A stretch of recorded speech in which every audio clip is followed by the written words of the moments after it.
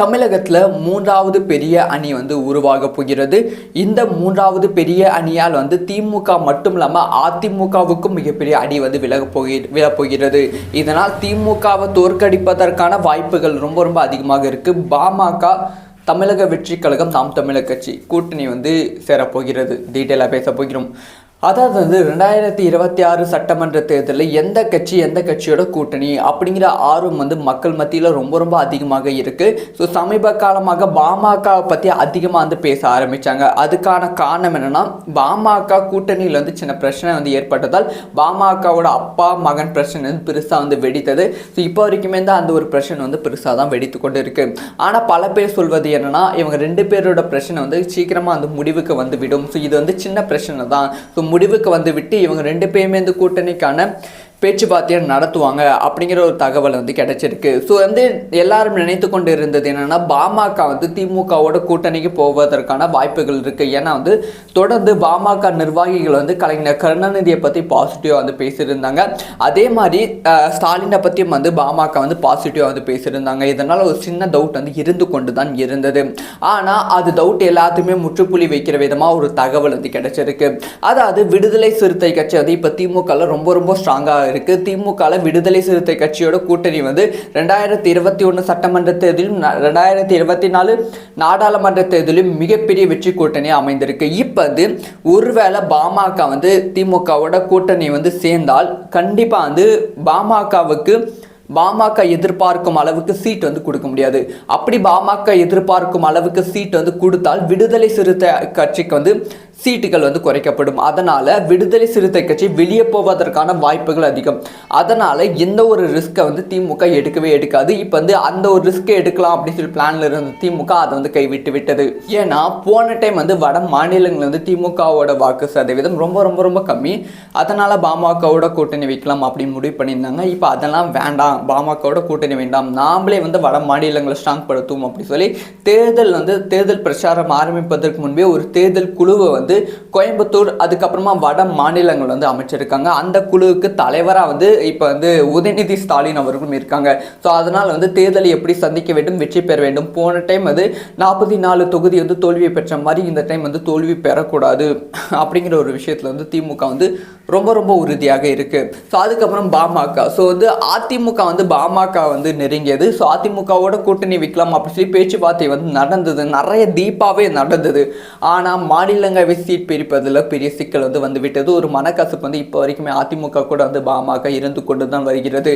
So AIADMK மாநிலங்களவை seat தேமுதிகவுக்கும் கொடுக்கல, பாமகவுக்கு கொடுப்பாங்க அப்படி சொல்லி பேச்சுவார்த்தை நடத்தப்பட்டது. ஆனால் பாமகவுக்கும் மாநிலங்களவை சீட் அதிமுக ஒதுக்கவில்லை அப்படின்னு சொல்ல வேண்டும். அதனால சின்ன மனக்கசப்பு இருக்கு. ஸோ அதனால அதிமுகவும் வேண்டாம், திமுகவும் வேண்டாம், நாம் ஒரு புதிய கூட்டணி உருவாக்கும் அப்படிங்கிற பிளான்ல பாமக இருக்காங்க. முக்கியமாக அன்புமணி அவர்கள் இருக்காங்க அப்படின்னு சொல்லப்படுகிறது. ஸோ விடுதலை சிறுத்தை கட்சிக்கும் இல்லை மற்ற கட்சிகளுக்கும் நம்ம சிஎம் ஆக வேண்டும் அப்படிங்கிற ஆசைலாம் இருக்கும். அந்த மாதிரி சின்னதாக ஆசை இருக்கும். நம்ம கட்சி வளர்க்க வேண்டும் அப்படிங்கிற ஆசை இருக்கும். ஆனால் பாமக பொறுத்த வரைக்கும் நம்ம தொகுதியில், நம்ம கொங்கு மண்டல், நம்ம வட மாநிலத்தில் நம்ம ஸ்ட்ராங்காக, வட மாவட்டத்தில் நம்ம ஸ்ட்ராங் படுத்தணும். போன டைம் வாங்கின வாக்கு சதவீதத்தை விட இந்த டைம் அதிகமான வாக்கு சதவீதம் வாங்கணும் அப்படிங்கிற தாட்டில் தான் இருக்காங்க. ஸோ அதனால் பாமக இப்போ தமிழக வெற்றி கழகத்தோட கூட்டணி வைக்கும்போது ஆல்ரெடி 8% மேலே வாக்குகள் வாங்கியிருக்காங்க.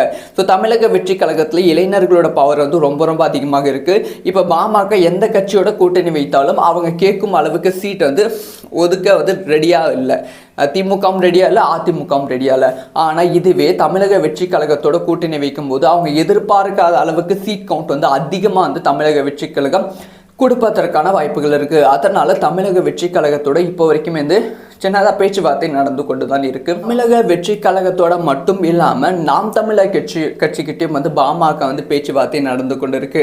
எப்படி தமிழக வெற்றி கழகம் இல்லைன்னா நாம் தமிழர் கட்சியோட கூட்டணி போயிடலாம் அப்படின்னு சொல்லி பேச்சுவார்த்தை நடந்து கொண்டு இருக்கான்னு கேட்டால் கண்டிப்பாக கிடையாது. இது நாம் தமிழர் கட்சியோட தனியாக பாமக கூட்டணி போனாலும், தமிழக வெற்றி கழகத்தோட பாமக கூட்டணி போனாலும் இளைஞர்களோட வாக்கு பிரிந்து பாமக அவங்க எதிர்பார்க்கும் அளவுக்கு பெருமளவில் வாக்கு கிடைக்காது. ஸோ அதனால் இந்த ரெண்டு கட்சிகளையும் இணைக்கலாம் எடுக்கலாம் அப்படிங்கிற பிளானில் வந்து அன்புமணி அவர்கள் இறங்கியிருக்காங்க. பல டைம் வந்து பாமக கூட வந்து பாமக வந்து தமிழக வெற்றி கழகத்தோட பல டைம் வந்து பேசியிருக்காங்க. விஜய் கூட வந்து பேசியிருக்காங்க ஜான் ஆரோக்கியசாமி மூலமாக. ஜான் ஆரோக்கியசாமி யாருன்னா 2016 வந்து மாற்றம் முன்னேற்றம் அன்புமணி அப்படிங்கிற ஒரு பெரிய கேம்பெயின் வந்து நடத்தினாங்க. முதல்வரான முதல் கையெழுத்து அப்படிங்கிற ஒரு கேம்பெயினும் வந்து நடத்தினாங்க. ஸோ வந்து ஸ்ட்ராட்டஜிஸ்டாக வந்து பாமகவுக்கு வந்து 2026 சட்டமன்ற தேர்தலில் அவர் ஜான் ஆரோக்கியசாமி வந்து இருந்தாங்க. அதே ஸ்ட்ராட்டஜி தான் வந்து கடந்த ஒரு 4 வருஷமாக வந்து தமிழக வெற்றி கழகத்தோட தலைவர் விஜய் அவர்களுக்கும் அரசியல் ஸ்ட்ராட்டஜிஸ்டாக வந்து இருக்காங்க. இவங்க மூலமாக தான் வந்து நிறைய டைம் வந்து கூட்டணி பேச்சுவார்த்தை நடத்தப்பட்டிருக்கு. ஆனால் இப்போ வரைக்குமே வந்து பாமக வந்து இதுக்கு வந்து ஓகே சொல்லலை. ஏன்னா வந்து ஒரு நடிகர் கட்சியோட வந்து நாங்கள் வந்து எப்பயுமே கூட்டணி சேர மாட்டோம் அப்படிங்கிற விஷயத்தில் வந்து ராமதாஸ் ஐயா அவர்கள் ரொம்ப ரொம்ப தெளிவாக வந்து இருக்காங்க. ஆனால் கடைசி நிமிஷத்தில், அதாவது ஏப்ரல் மாதம் தேர்தல்னா மார்ச் மாதம் வரைக்கும் வந்து கூட்டணிக்கான எந்த விதமான முடிவும் வந்து அஃபிஷியலாக பாமக அறிவிக்காது. கடைசி நிமிஷத்தில் வந்து கூட்டணிக்கான முடிவை வந்து பாமக வந்து அறிவிக்கும். அப்போ வந்து தமிழக வெற்றி கழகம் இல்லை நாம் தமிழர் கட்சியோட கூட்டணி சேர்வதற்கான வாய்ப்புகள் ரொம்ப ரொம்ப அதிகம். இப்போ அதுக்கான மூவ் தான் வந்து போய்கொண்டு இருக்குன்னு சொல்லி பல அரசியல் விமர்சகர்கள் வந்து சொல்லிட்டு இருக்காங்க. ஸோ வந்து நாம் தமிழர் கட்சியோட பாமக சேர்ந்தால் அது வந்து தமிழக வெற்றி கழகத்துக்கு மிகப்பெரிய அடி. ஏன்னா வந்து இளைஞர்களோட வாக்கு வந்து தமிழக வெற்றி கழகத்துக்கு அதிகமாக இருக்குது, நாம் தமிழர் கட்சிக்கும் அதிகமாக தான் இருக்குது. இப்போ வந்து பாமக நாம் தமிழர் கட்சின்னு போகும்போது வந்து ஒரு கூட்டணி வந்து உருவாகும். ஒரு பர்சன்டேஜ் ஆஃப் வாக்கு வந்து பாமகவும் வாங்கும், நாம் தமிழர் கட்சியும் வந்து வாங்குவாங்க.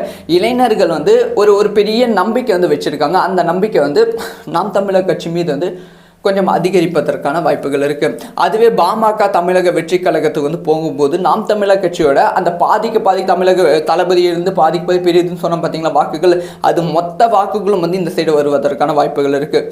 பாமக தமிழக வெற்றி கழகம் கூட்டணி ஒரு 20% மேலே வந்து வாக்குகள் வாங்குவதற்கான வாய்ப்புகள் இருக்குது. ஆனால் இது எல்லாமே நடக்கணும். இது எல்லாமே ராமதாஸ் ஐயா அவர்களும் அன்புமணி அவர்களும் வந்து புதுசாக ஆரம்பித்த கட்சியோட நான் கூட்டணி சேரணுமா அப்படிங்கிற ஈகோ அது எல்லாமே தாண்டி இவங்க ஒரு அரசியல் ரீதியை யோசித்து இதை பண்ணுவாங்களா அப்படிங்கிற விஷயத்தை வெயிட் பண்ணி தான் பார்க்கணும். ஸோ இந்த ஒரு விஷயம் நடந்தால் எப்படி இருக்கும்?